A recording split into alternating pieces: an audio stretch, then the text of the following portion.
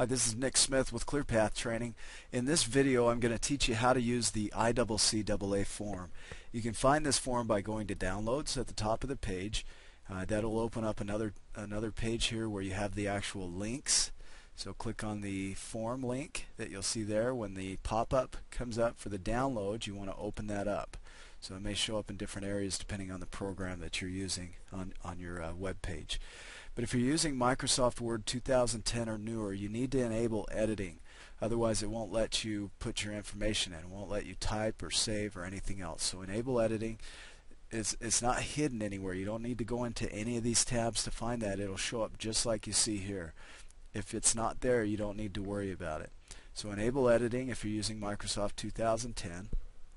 And let me go over what this form is and how to use it. So what I would recommend you do is either print this form out and handwrite this information in, or type the information in and save it and print it out so that you have a copy in hand. Either way, I want you to have a copy that you keep in a journal somehow. If you have to go to Kinko's to print this out, then go do that. If you need to print out 12 of them so you have one for each week, go do that.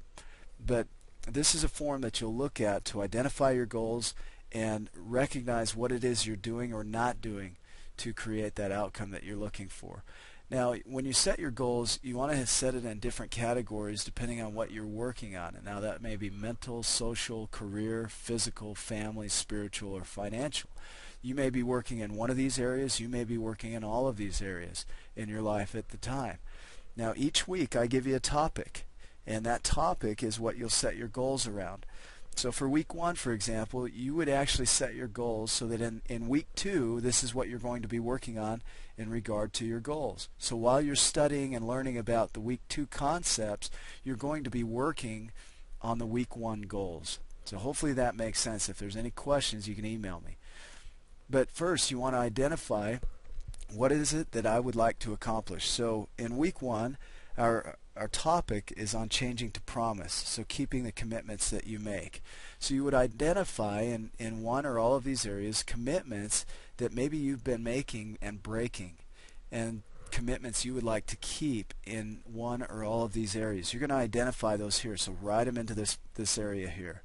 Second, you're going to clarify the 4 or 5 high probability items that would help you reach those goals. So let's say physical, for example. You've identified that you would like to accomplish working out 5 days this week. I'm going to work out because I always promise I'm going to work out, but I haven't done it. So my identification, what I want to create, is to work out 5 days this week. So you want to clarify what is it that would get me to work out. Number 1 might be wake up at 5 a.m. Number 2 is get a gym membership. Maybe 3 is get a buddy to work out with you. So you just want to identify the items, and they don't have to be complicated, but the things that would get you to reach that goal. The next step is to commit. So this is a statement to yourself that you're going to do this. I am going to work out 5 days this week. That is my commitment. I am doing this. And that's a statement that you would make to yourself of engagement. I'm going to do this. The next step is the action. Now, action ties right into clarifying. So as you've identified, okay, I'm going to wake up at 5 a.m., the action to that would be set the alarm so that you get up. If you say, I'm going to get a gym membership, the action step would be schedule the appointment to get the gym membership. Okay? If there are other items that you need to take action on, calling your buddy would be an action step. Or setting a time at the gym, finding out what the schedule is. These are all action steps that you can take that would help you to, 1, get into the path here, the clarifying path, and ultimately lead to the outcome that you're looking for. Now, after you've gone through and done the work, so for the whole week you're going to work on this. You've identified, you've clarified, you've committed, and now you're going to act. So for the whole week you're going to act on this, and you're going to work on completing this goal. And at the end of the week, you're going to come back and look at what's working, and you're going to write that right here. So you're going to leave this blank until the end of the week. You're going to come here, and you're going to write down what's working and what's not working and what you intend to adjust. So I set the alarm. That didn't work too well for me because I just slept through it. Okay, I didn't get a gym membership because it was just too much money. So an adjustment to that might be, let's find a gym membership that makes sense, or let's find a program that you can use while working at home. So hopefully that makes sense. You want to identify your goal, clarify the path for getting there, make the commitment to yourself, create the action steps that you're going to do that help you get into this path, and then at the end of the week, make adjustments. Look at your outcomes and make adjustments accordingly.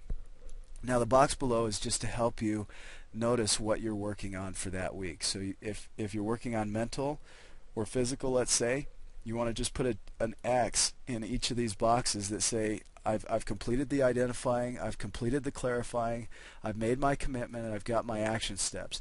I haven't yet done the adjustments, so at the end of the week you would put an X here that just says I've completed this. So just put that in there.